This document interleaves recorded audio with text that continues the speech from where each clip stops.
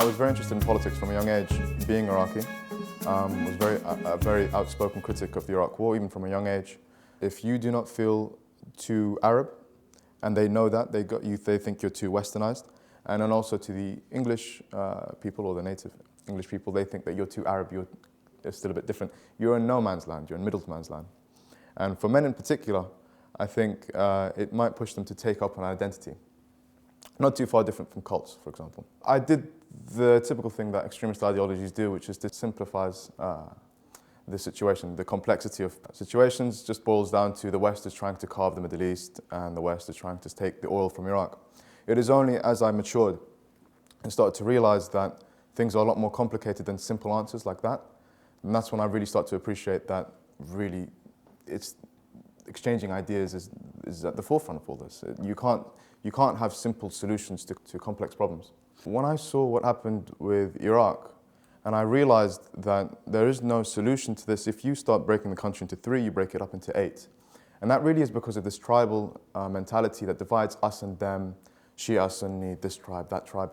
And I really became fascinated with the idea of universal human rights as a means to diagnose what was going on. I became also very interested in how others diagnosed the situation and tried to remedy it with a more divisive ideology. One of the most beautiful things about Islam and Muslim history is our nature of progression.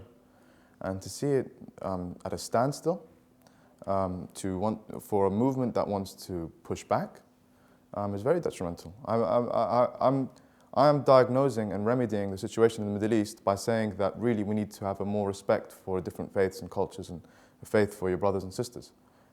This movement is remedying the situation by saying we need more divisive, we need more theocracy. We need to go back. We don't need to progress. Islam has a huge and grand history on the importance of dialogue and debate, which is why it's such a shame to see actually a lot of Muslim majority countries have not had that same respect for free dialogue. A lot of my family and friends think I'm crazy. But, and I've heard it many times, I'm with you, but I can't be seen publicly to be with you. Because it's a difficult topic and it's a very difficult discussion. But I couldn't shy away from it. Through that message that I really held dear, the universal human rights one, I felt a natural home at Quilliam because it really stuck by its message, by its aims. It wasn't willing to compromise that for anything or anyone.